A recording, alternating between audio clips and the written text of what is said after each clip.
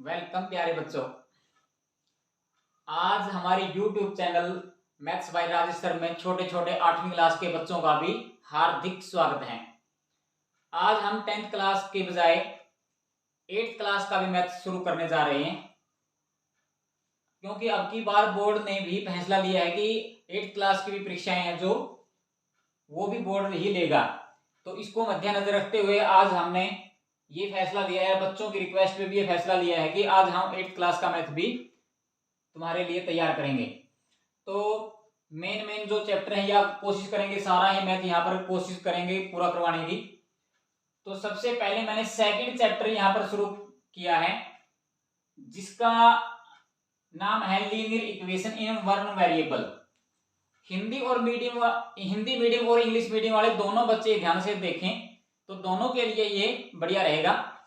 तो linear equation in one variable का मतलब है जी, इन वन वेरिएबल का मतलब है एक चर में, यानी कि चर एक होना चाहिए।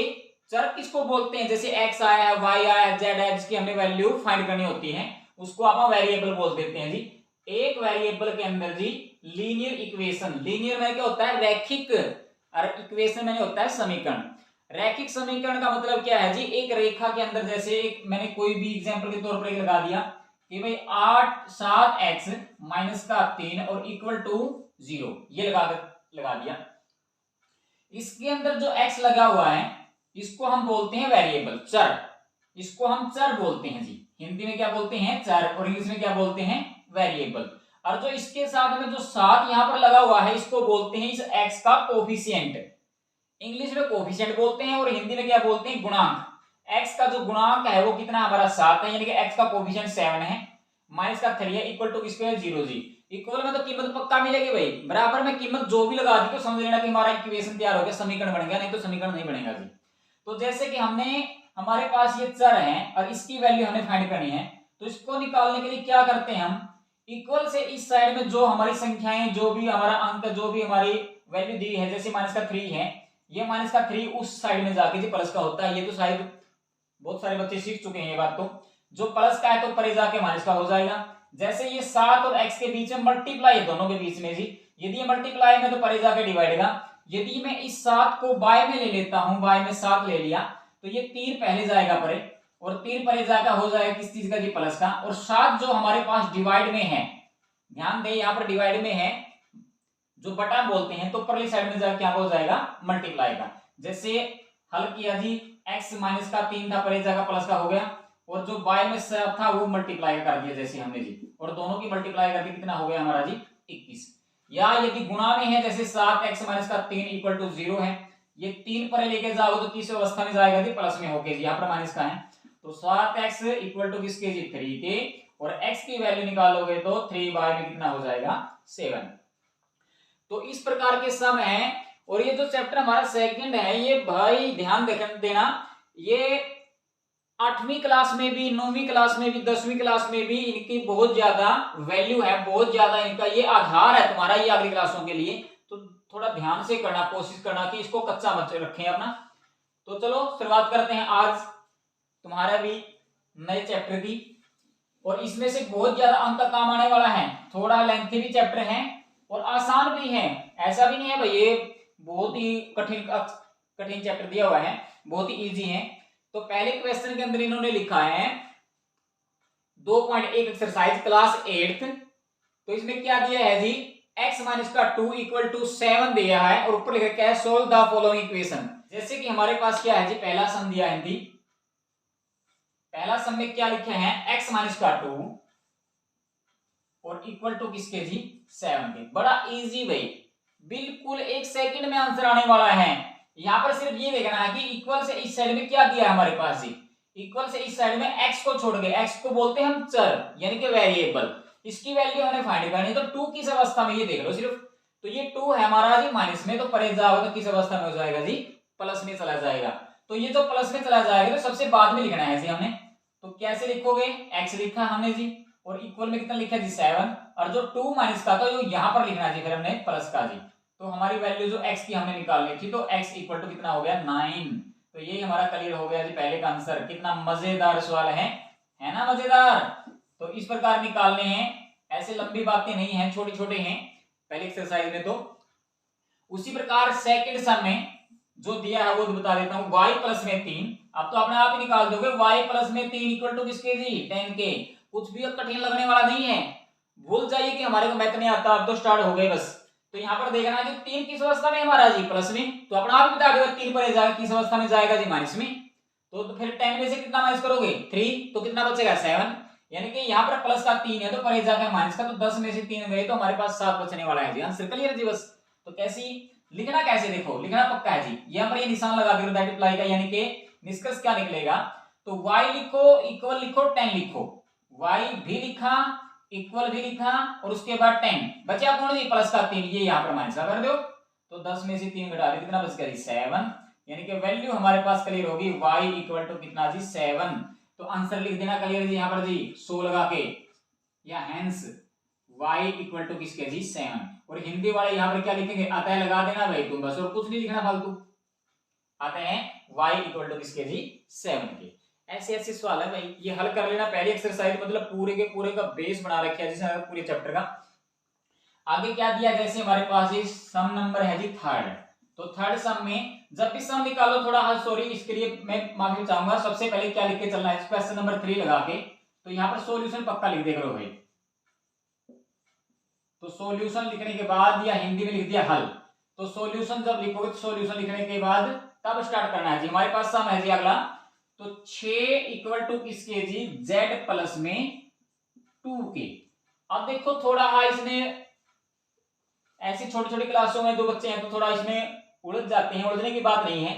जैसे इक्वल से परे z है तो हमें z का मान ही निकालना है, या तो 2 का इस साइड में उठा जाओ, 6 में से 2 माइनस हो जाएगा 4 बच जाएगा। या यदि कोई बच्चा ऐसे समझे कि मैं कैसे करूं इसमें, तो इस साइड में x दिया था, इस साइड में y दिया था, इस साइड में ये इक्वल में z दे दिया, अब इसका क्या करें।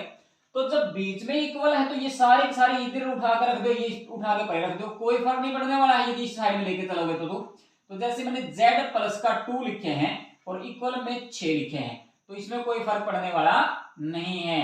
अब ये समझेंगे जी, आप इधर लेके आए इसके निशान ही नहीं आपने चेंज किए, अब चेंज कैसे करें भाई, बीच में इक्वल है यानी कि दोनों पगड़े बराबर हैं। जब मैंने सारा का सारा टोटल ही जितनी भी वैल्यू जितना भी समान वहां पर रखा तो वो इधर रख दिया और यहां से उठा के वहां रख दिया, तो फर्क क्या पड़ने वाला है, फर्क तो कुछ पड़ने वाला नहीं है। यदि हम किसी एक को यहाँ पर उठा के लाए फिर तो निशान चेंज करेंगे, अन्यथा निशान हम चेंज नहीं करेंगे जी। तो z प्लस का 2 हम यहाँ लिख सकते हैं, 6 परे लिख सकते हैं, कोई प्रॉब्लम यहाँ पर नहीं है। अब ले जाओ 2 को उठा के परे जी, अब 2 हमारा किसका जी प्लस का, और परे जाकर किस अवस्था में हो जाएगा जी माइनस का, और z हमारा यूं का यूं, और 6 में से 2 घटाओ कितना बच गया 4, तो so the value of z यानी कि z की जो वैल्यू आएगी हमारे पास कितनी आ गई जी 4। तो ये हमारा क्वेश्चन नंबर कौन सा था थर्ड। आगे देखिए फोर्थ सम भाई, तो फोर्थ सम में क्या दिया है इसको ध्यान से करना भाई थोड़ा, लेकिन ये मत घबराना कि ये कैसे निकालेंगे, ना किसी की नकल करने की जरूरत है ना किसी का देखने की जरूरत है, तो अपने आप ही हल करेंगे, डरने वाली बात है ही नहीं, बिल्कुल सिंपल से सम है हमारे पास जी, इसको हमने हल करना है। अब इसके हल करने के जी 2 तरीके हैं, तो दोनों तरीकों से कैसे हल कर सकते हैं, हमें x की वैल्यू फाइंड करनी है।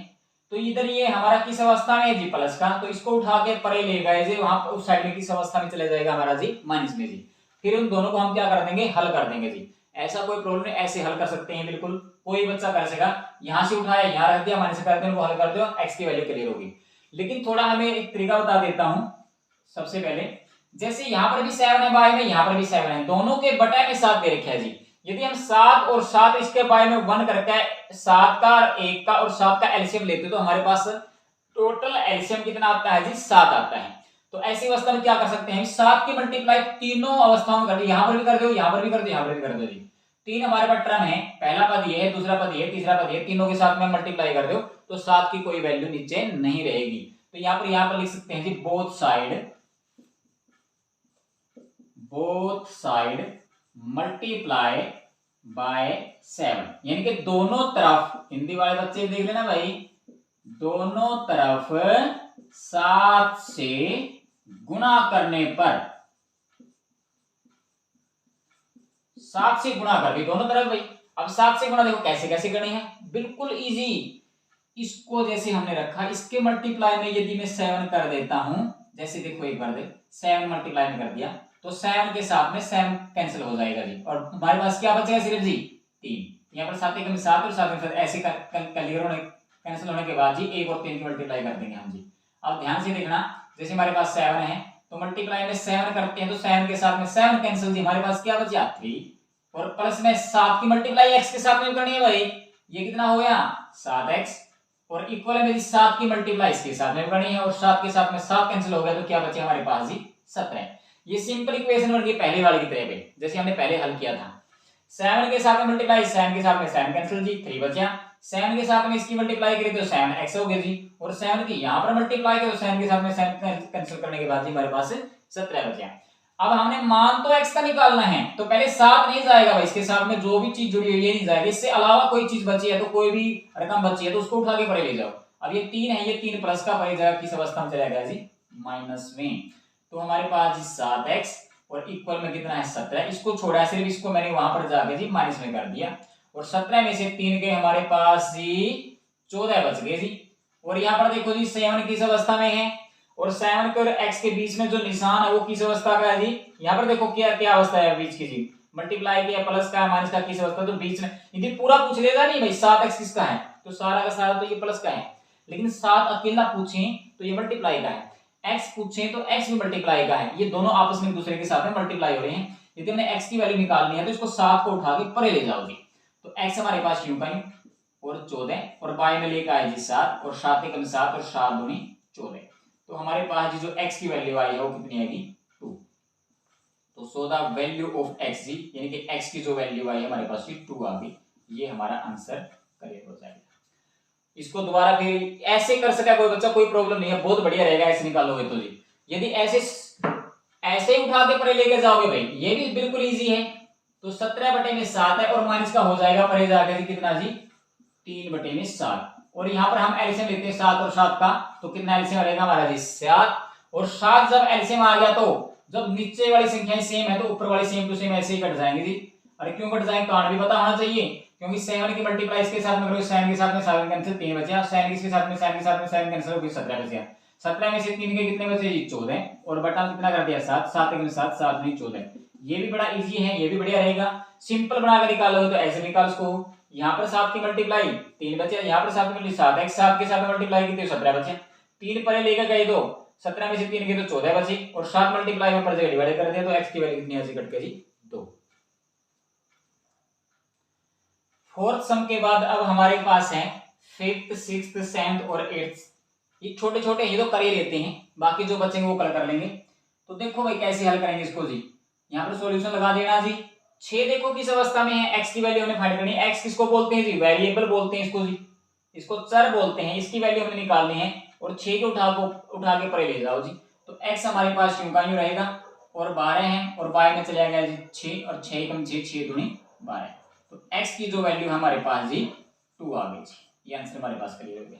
एक और ध्यान देना है, एक चर वाले मतलब एक चर है इसके अंदर जी, और रैखिक किसको बोलते हैं, इसकी पावर नहीं मिलेगी कोई जी, इसकी पावर 1 है जी, x की 1 है, t की 1 है, y की 1 है, x की 1 है, जो पावर है 1 1 है, और जिसमें वैल्यू 1 होती है उसको हम रैखिक बोलते हैं। रैखिक का मतलब क्या बोलते हैं जी लीनियर, जिसमें पावर 1 होती है, जो 2 पावर होती है तो वो क्वाड्रेटिक इक्वेशन बन जाता है जी, इसका भी ध्यान देना है भाई। लीनियर इक्वेशन किसको बोलते हैं, जिनमें x या y जो भी दे रखे हैं जिसको आप वेरिएबल बोलते हैं उसकी पावर ओनली 1 होनी चाहिए, तब जाएगा वो रैखिक इक्वेशन यानी लीनियर इक्वेशन यानी कि एक चर में रैखिक समीकरण कहलाता है जी। अब t की वैल्यू यहाँ पर फाइंड करनी है जी अपना जी। अब 5 देखो जी, 5 हमारे पास जी डिवाइड में है, ठीक है, बटा में आ रहा है तो परे जाकर मल्टीप्लाई कर दो जी, तो t यूं ही रहेगा, 10 भी यूं का यूं रहेगा, और मल्टीप्लाई में 5 कर दे, दोनों भी मल्टीप्लाई कर दो, कितना हो गया जी 50, तो t हमारे पास क्लियर हो गया जी, हैंड्स लगा दिया 100 लगा दियो, तो t की वैल्यू हमारे पास 50 हो गई जी।